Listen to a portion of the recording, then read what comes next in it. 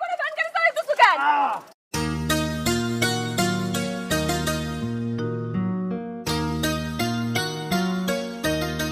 আব্বা আচ্ছা আব্বা বড় দুলাভাই দেখতেছি না, দাওয়াত দেবে নাকি? দাওয়াত তো দিছি রে বাপু, কিন্তু সে তো সোজা মানুষ না, মনে হয় আবার কাউরে পাঠায় আদর্শ করে নিয়ে আইতে হইব। এটা আপনি ঠিকই কইছেন।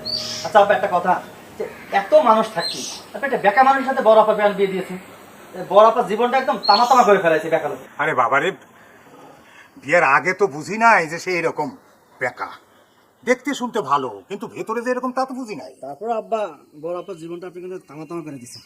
কথা বলতে নাই, তোমার বড় আপা শুনলে মন খারাপ হইব, আর যদি তোমার ওই ভাইরা শোনে না, সে কিন্তু রাইজে একদম পাগল হয়ে যাবে। আব্বা বড় বাবু অন অত ছেলে কে লিগে? তোর মায়েরও তো আসার সময় ফোন দিল যে আমরা রওনা দিলাম, এখনো আইতেছে না, কি এর জন্য কি জানি।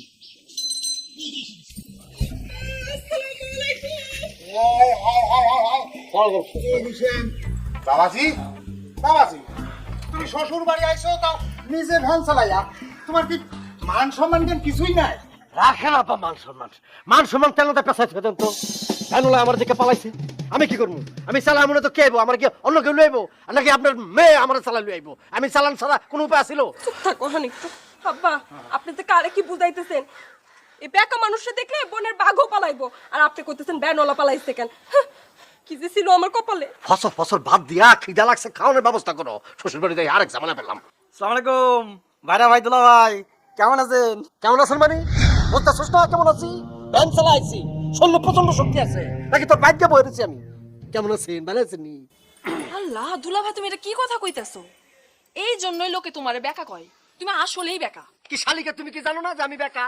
তা বেকার কাছ থেকে সোজা উত্তর চাও কেমনে? হ্যাঁ, এই যে আইসি শ্বশুর বাড়ি, তাও আবার ভ্যান চালায় খাওয়ানোর ব্যবস্থা করো, ব্যবস্থা করতেছো। তোমরা কথা কও, কথা কও, কোন কাম নেই। এদিকে জলদি, শ্বশুর আম্মা আসসালামু আলাইকুম, খাওয়ানোর ব্যবস্থা করুন।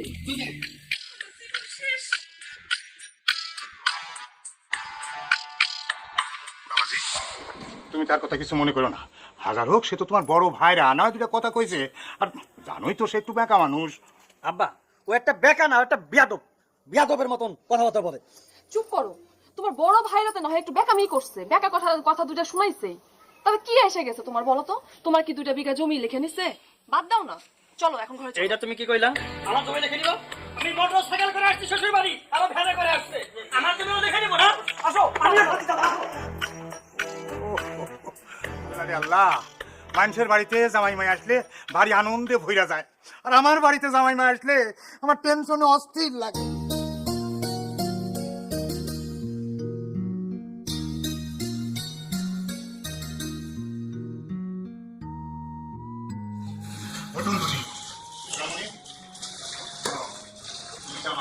দুই জামাই তো এক লগে আইছে, খবরটা দুইজনে একসঙ্গে খাইতে দিও না, তাহলে কিন্তু ঠুকরা টুকরি লাগবে।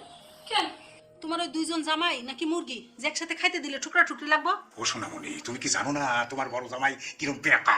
বেকা আছে, তার বেকাগিরি তাকে বাড়িতে দেখাবো, এটা তার শ্বশুর বাড়ি, এখানে বেকাগিরি চলবো না। তুমি জানো না তোমার বড় জামাই কি করে আইছে?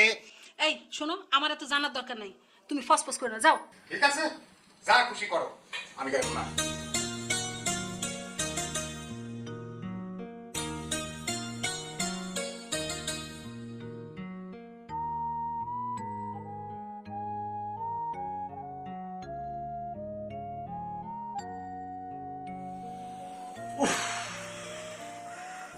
সেলে বন্দি আছি।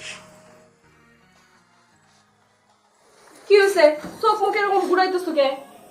রাইতের খাওন টাউন দিবানি কটা আছে নাকি? সেই সময় একবার সেই খামো। শ্বশুর বাড়ি আইছি না, মনে হইতেছে পুলিশের রিমান্ড আইছি। এই তোমার কি মাথায় সমস্যা আছে? হ্যাঁ, শ্বশুর বাড়ি আইছো না, এটা কি নিজের বাড়ি পাইছো? দেখো সুমা, মাথা মাথা গরম করে দিও না। এখন রাত কটা বাজে দেখছো? কটা বাজে? এখন পর্যন্ত রাতের কোনো খাবার নাই। আমার মাথা গরম হলে কি হয় সেটা কিন্তু তুমি ভালো জানো। একদম কিন্তু আমি আউলা মালে ফেলাম। ও আল্লাহ গো, কথাবার্তা একটু আস্তে কো। তোমার তো দেখি হুশ জ্ঞান কিছু নাই। হ্যাঁ, শ্বশুর বাড়ি আসছো, খাওয়া দাওয়া নিয়ে যদি এখন চিল্লাপাল্লা করো, ঘরে তো আরেক বোনের জামাই আছে, সবাই মিলে তো ভাববো তুমি তোমার বাড়িতে কিছু খাও না, সারাক্ষণ উপোস থাকো।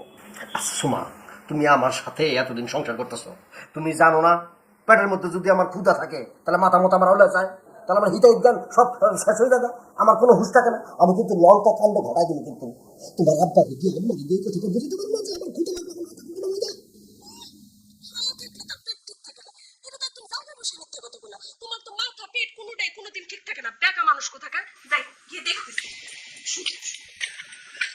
সেই আমার কেউ আমার মুখে দেয় বাড়িতে যে সব মাইয়া দুই টাকা মোবাইল থাকে পাকনা বসায় বাপের বাড়িতে তুমি পাঠানো ভাই মানুষ